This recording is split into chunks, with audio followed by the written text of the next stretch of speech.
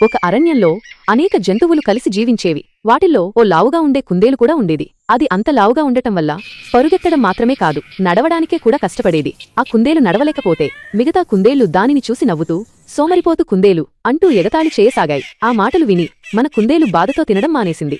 సన్నగా మారాలనే ఆశతో సరిగ్గా ఆహారం కూడా తీసుకోకుండా ఉండిపోయింది.